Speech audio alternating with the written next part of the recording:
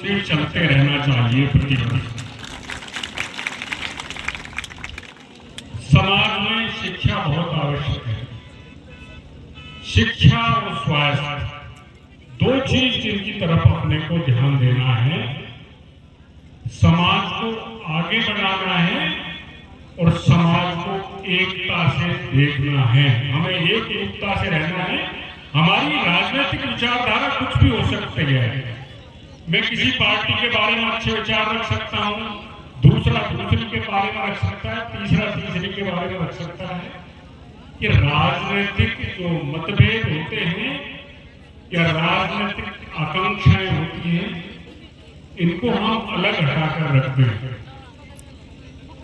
सामाजिक परिप्रेक्ष्य में हम देखें तो समाज के हित में क्या है, समाज के हित में मेरा क्या पारिश्रमिक हो सकता है, मैं क्या सहयोग कर सकता हूँ, समाज को कैसे एक बनाए रख सकता हूँ और समाज को कैसे आगे बढ़ाया जा सकता है, ये हमारा ध्यान रहना चाहिए समाज के प्रति। ये हमारा दायित्व बनता है। वो बात अलग है, राजनीतिक उनकी महत्वाकांक्षा है, उनके कारण हम समाज में विघटन नहीं आने दें। समाज को यूनाइट रहना है, एक साथ चलना है, आगे बढ़ना है। और देखो समाज वही आगे बढ़ा है जो एक रहा है। हमारे सामने उदाहरण भी हैं ऐसे समाज के जो लड़े हैं, संघर्ष किया है, आगे बढ़े हैं और समाज का भला कराया है। तो हमें सबसे पहला प्रेरणा तो यहाँ से ये लेके जानी है कि समाज के नाम पर हमको एक रहना है, कतई विखंडित नहीं होना है। हमारे समाज का हित जहां निहित हो, समाज जिस ढंग से भी आगे बढ़ सके, तो समाज को आगे बढ़ाने के लिए अपना श्रम परिश्रम देना है। देखो हम अधिकारी बने, नौकरी की, इधर भी अधिकारी बैठे हुए हैं, सामने भी कर्मचारी और अधिकारी बैठे हुए हैं।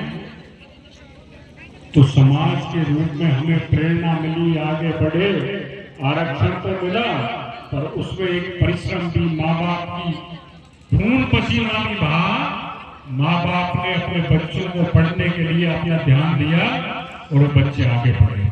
देखो मैं मेरे परिवार के बारे में बताता हूँ, मेरे माँ बाप बिल्कुल अनपढ़ थे, स्कूल नहीं देखा, घर में असीम गरीबी थी। लोग तो बखान करते ही हैं, लेकिन उस गरीबी में मेरे बाप का एक लक्ष्य था कि बेटे बेटियों को पढ़ाना है, चाहे मुझे मजदूरी करनी पड़े, चाहे गहना गिरवी रखना पड़े, जमीन रखनी पड़े, लेकिन औलाद को पढ़ाना है। और उसका परिश्रम है कि उस गरीब आदमी ने एक ऐसा करोड़ी लाल पैदा कर दिया जिसको सारी दुनिया देखती है। उस आदमी का परिश्रम है, उसने पढ़ाया, हम तीनों भाइयों को नौकर बनाया, आगे प्रेरणा दी मेरी माँ ने। उसने कहा बेटा अन्याय के सामने कभी झुकना मत, लड़ाई लड़ना चाहे कुछ भी करना पड़े। वो प्रेरणा की, उस प्रेरणा से एक करोड़ी लाल पैदा हुआ। और मेरे मुंह से अच्छा कहना नहीं लगता, पर करोड़ी लाल सदियों में एक आध पैदा होता है जो हो चुका। राजनीतिक लड़ाई चलती रहती है, आलोचनाएं करते रहते हैं, एक दूसरे को नीचे दिखाने का प्रयास करते रहते हैं, गिराते रहते हैं, वो बात अलग होती है। लेकिन समाज को उस आदमी ने दिया है, समाज ने उस आदमी को आगे बढ़ाया है। ना ऐसा हम समाज का चुका सकते हैं। जिस समाज ने इस तरह से साथ देके और आगे बढ़ाया, वो एक उदाहरण है दुनिया के सामने।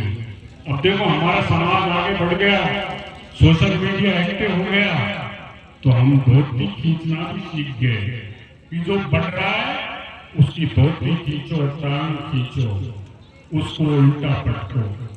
तो भाइयों ऐसा काम मत होने दो।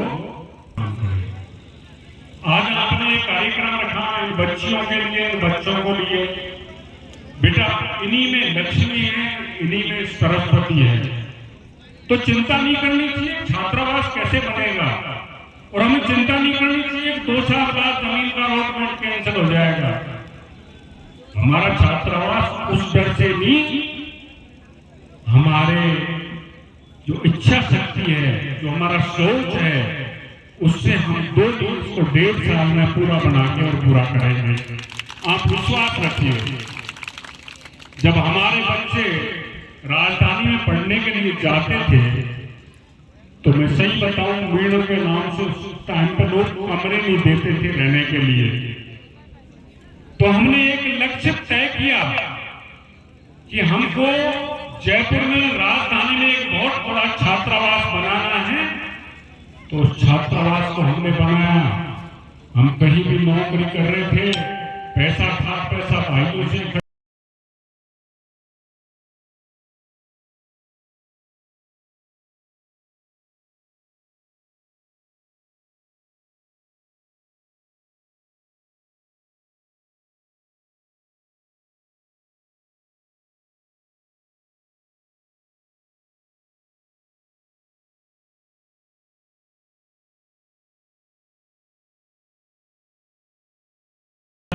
इसलिए आदरणीय किशनलाल जी पूर्व IPS जो DG रहे हैं, उनके हाथ में कमान सौंपी और उन्होंने किसी नेता को नेतागिरी करने के लिए उस हॉस्टल में कभी नहीं घुसने दिया। उस हॉस्टल से हमारे अफसर निकले हैं, IAS भी बने हैं, IPS भी बने हैं, RS, RPS, RJS और नीचे स्तर पर भी। और वो देश के विभिन्न भागों में नौकरी कर रहे हैं। वो देव थी समाज की स्थिति तो सब घर की 19-20 वही है। कौन सा यहाँ गन्ना सेठ बैठा हुआ है, किसी के पास 20 बीघा जमीन है तो किसी के पास 30 बीघा 40 बीघा, इतना ही तो अंतर है। लेकिन वो बच्चों को पढ़ने को मिला, सुविधा मिली, उन्होंने कॉम्पिटिटिव एग्जाम दिए, वो सफल हुए। इसलिए उनको रहने को एक जगह मिली, एक वातावरण मिला और पढ़ के उन्होंने समाज का नाम रोशन किया। इसके बाद में हमने संपर्क किया कि राजधानी में एक लड़कियों का छात्रावास भी होना चाहिए। उन लड़कियों का छात्रावास भी खड़ा कर दिया। इसलिए हॉस्टल के लिए कतई चिंता मत करो। ये जो जमीन है इसी में खड़ा रह के मैं कह के जा रहा हूँ और बाबा ने मुझे कह के भेजा है, जो सोच लेता है ना उसको करके छोड़ता है। और कई लोग तो ये सोचते हैं बाबा ने सोच लिया आसमान में सिड्डी लगानी है तो वो भी लगा देगा। इसलिए कतई चिंता मत करो। आप जितना सहयोग दे सकते हो उतना सहयोग दो, बाकी इसका निर्माण हम कराएंगे। कहां से कराना? काड़े चोर से भी पैसे लाएंगे तो ताड़े तोड़ के लाएंगे तो लाएंगे। फिर दोष मत देना कि ये पैसा कहां से आया है। किरोड़ी लाल जी ने एक ऐतिहासिक स्थान नांगल प्यारीवास में मीणा हाईकोर्ट बनाया है। आज समाज के सामने मैं कह के जा रहा हूं, उस मीणा हाईकोर्ट में तकरीबन 50 करोड़ रुपया लग चुका है और समाज के अधिकारियों ने, लोगों ने पूरा 1 करोड़ भी नहीं दिया है। तो कहां से लाया है? वो काड़े चोर से लाया है या किसी से लाया है। पर जो समाज में जिनके चुलबुली चलती है ना, अंदर से पेट में दर्द होता है, वो पूछते हैं डॉक्टर साहब से, हिसाब पूछो कि पैसा कहां से आया है। अरे तुम पैसा दे और नहीं दे, हिसाब आप पूछ रहे हो से। तुमने क्या किया? तुम अपने मन में तो मंथन करो। जो नहीं देते हैं वही बकचोदी करते हैं। इसलिए ऐसे लोगों पर ध्यान नहीं देना चाहिए। आपका हॉस्टल का निर्माण होगा।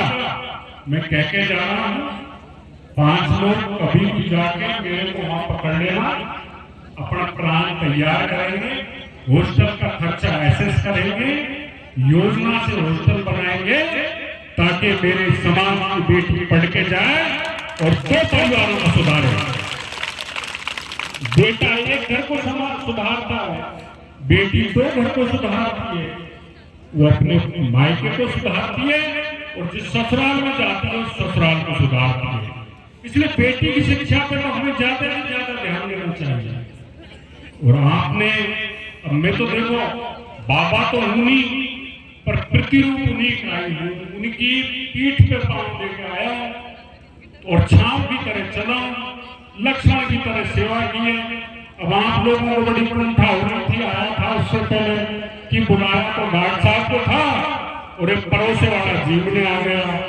लेकिन मैं करता क्या, मैं क्या करता, पड़ोसे वाला तो नहीं आता, डॉक्टर साहब थे नहीं, उनको कहीं बहुत जरूरी काम से जाना था।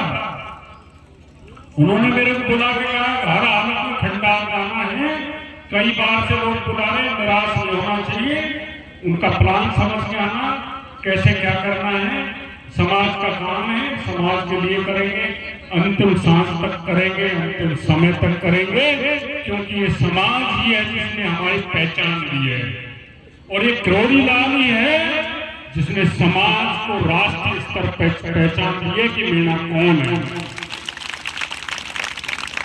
आप कभी आना देखा होगा निकलते करते, पर मीणा हाईकोर्ट को आके जरूर देखना कि समाज के लिए उस आदमी ने इतनी बड़ी धरोहर खड़ी कर दी, तो ये होश पर भी खड़ा होगा, चिंता नहीं करे। और मेरी बच्चियों